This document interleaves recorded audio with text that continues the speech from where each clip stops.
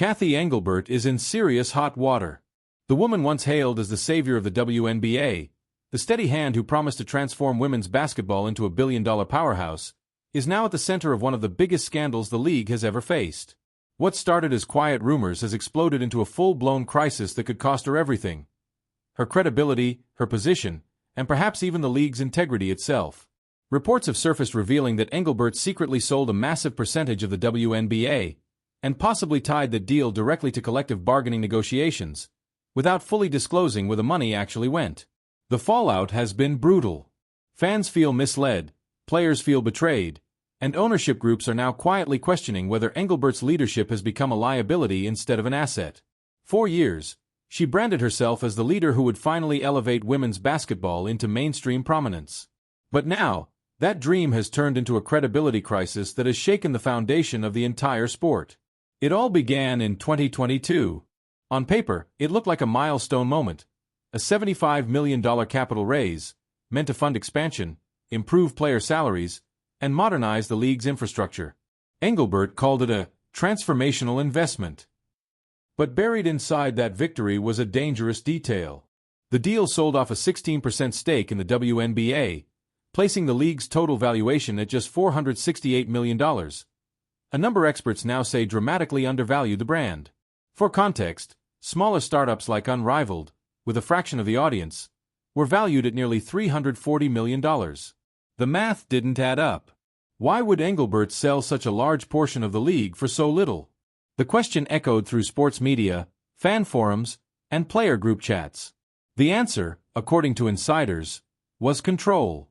By bringing in specific investors aligned with her inner circle, Engelbert could reshape the WNBA's power structure without needing player approval. In other words, she wasn't just selling a stake, she was selling influence. The WNBA's ownership structure, once clear and balanced, became a corporate puzzle. The NBA's 30 owners still held about 42% of the league.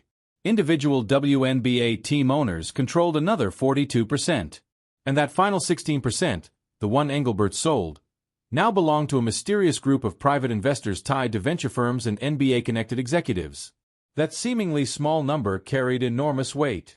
It gave outsiders the power to influence league operations, media deals, and even CBA negotiations. It changed who truly controlled the WNBA's destiny. And once the truth came out, chaos followed. During the WNBA Finals, as Engelbert stepped onto the court to present the championship trophy, she was met with a wall of boos. It wasn't about the game, it was personal. To fans, that sound was the collective release of years of frustration, a public rejection of a commissioner who had promised progress but delivered confusion. Behind the scenes, it was even worse. Ownership groups were furious. Some claimed they weren't fully briefed on the sale until months after it happened. Players, already frustrated with low pay and slow progress, saw it as a slap in the face. Proof that their worth was being quietly undermined by leadership that claimed there wasn't enough money to pay them more. Then came the leaks. Investigative reports from Front Office Sports and other outlets revealed that parts of the $75 million were funneled into vague, consulting, and brand partnerships that yielded almost no tangible results. Marketing didn't improve. Broadcast reach barely grew. And players saw little change in their conditions. When Engelbert was pressed about where the money went, she offered only corporate buzzwords, phrases like strategic allocation and long-term optimization. Those words became a meme online, a symbol of everything fans hated about corporate doublespeak. Inside the league office, frustration reached a boiling point. Some executives accused Engelbert of treating the WNBA like a startup rather than a professional sports league. One owner allegedly called it a hostile takeover in lipstick. And as ownership trust crumbled, the players' patience evaporated. The new collective bargaining agreement talks turned into an all-out war. The players' union demanded full financial transparency, not just higher salaries, but proof of where the $75 million had gone. Engelbert's office refused, citing confidential investor agreements.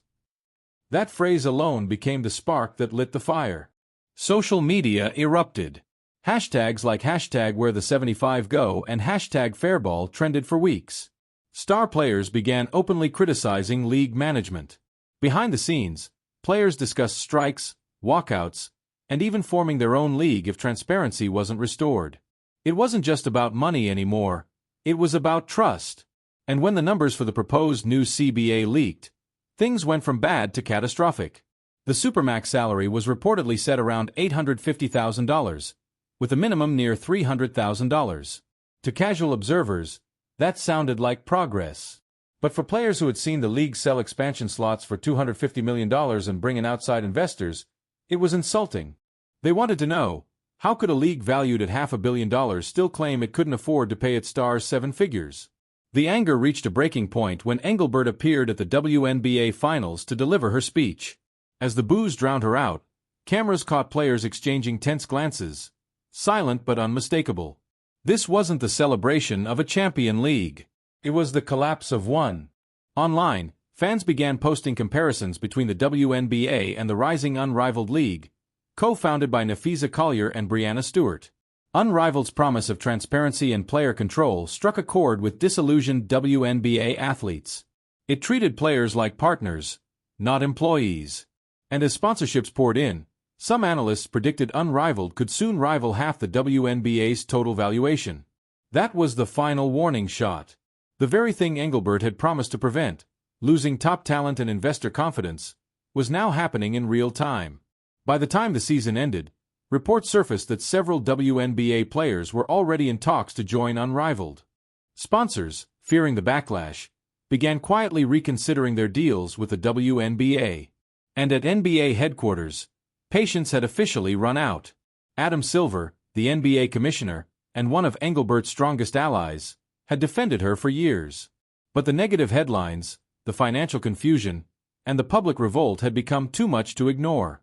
Silver reportedly called an emergency meeting with NBA owners and WNBA executives. The message was blunt. The league could not survive another season under Engelbert's leadership. Behind closed doors, the NBA began preparing to intervene directly, to restructure governance, stabilize finances, and restore player confidence. For Engelbert, it was the end of the road. She tried to fight back, claiming the backlash was exaggerated by social media. But no one believed her. The data spoke for itself, attendance had flatlined, media trust was collapsing, and players were openly rejecting her authority. Then, a leak hit the press. Adam Silver was deeply disappointed in Engelbert's handling of investor relations and player negotiations. That one quote was all it took. Overnight, speculation spread that the NBA was preparing to replace her. Potential successors' names flooded the internet, from former players to media executives known for championing athlete-first leadership. And just like that, the woman once seen as the face of progress had become the face of everything the WNBA needed to move on from. By late October, the writing was on the wall. Adam Silver and the NBA were reportedly stepping in to oversee financial restructuring and rebuild negotiations with the players' union. Engelbert's leadership, once her greatest strength, had become her downfall. The commissioner who promised transparency left behind a league fractured by secrecy.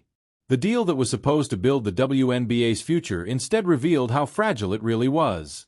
Now, the league stands at a crossroads. Fans want honesty. Players want fairness. Investors want stability. And somewhere between all three lies the question that will define women's basketball for years to come. Was this the end of Cathy Engelbert, or the beginning of the WNBA's rebirth under someone else's rule?